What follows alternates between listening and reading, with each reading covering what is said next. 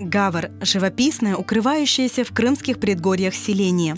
Оно расположено на берегах реки Бельбек у западного склона массива Бойко в Бахчисарайском районе. По археологическим исследованиям возникновение села относят к VIII веку. В то время долину Бельбека населяли потомки готов. В XIX веке это было мусульманское село.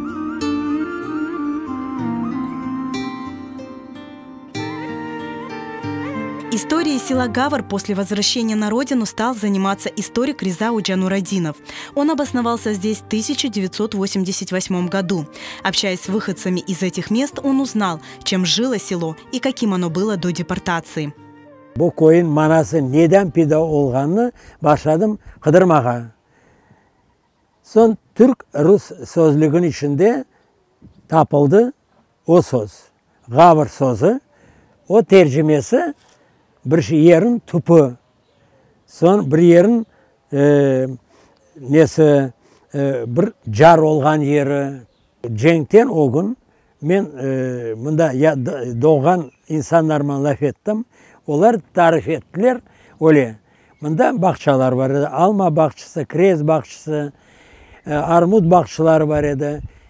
Ama esası bu koyun adamları oğraşarı tütüncülük dedi.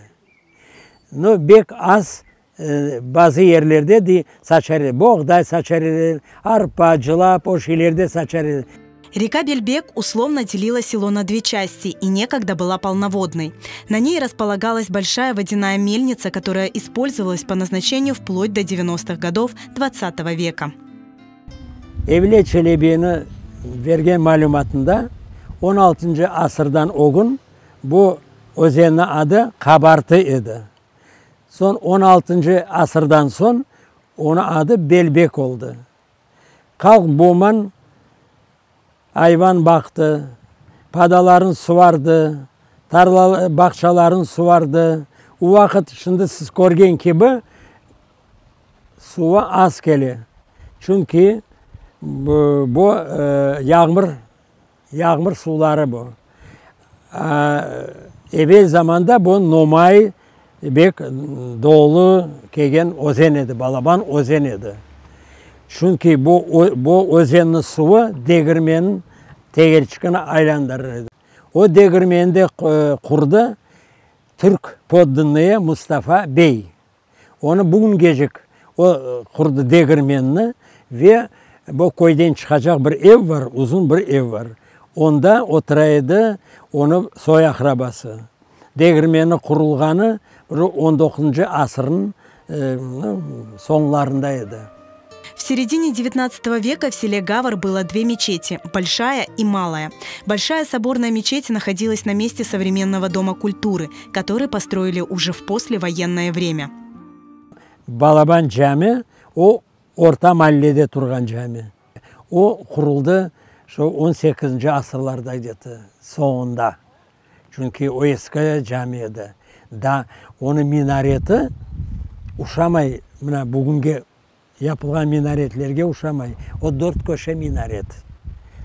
Etrafı mezarlık idi onu. Eski mezarlık. Onu yıktılar ne için? Çünkü medeniyet evini kurmak için. Medeniyet evi koyun ortasında olmak gerek. Camiden bir duvarı kaldı. Çünkü onun üstünde caminin pencereleri, resimleri durar.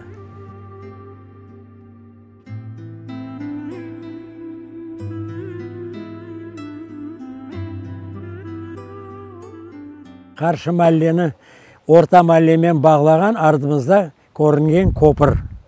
Köprünün geçkenimen on tarafında evvel zamanda duraydı cami.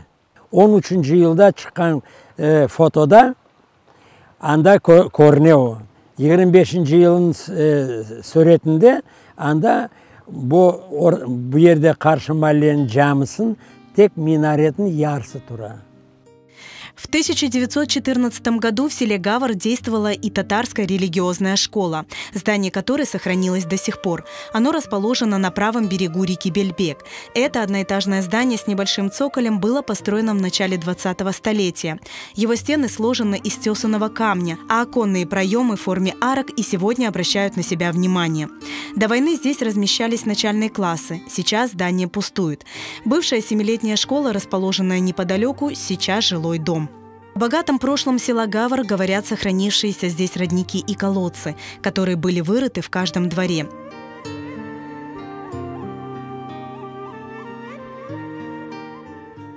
В селе до сих пор сохранилось немало старинных крымско-татарских домов, свидетелей многих событий. Они и сегодня выглядят так же, как и 100-200 лет назад, и хранят колорит прошлого.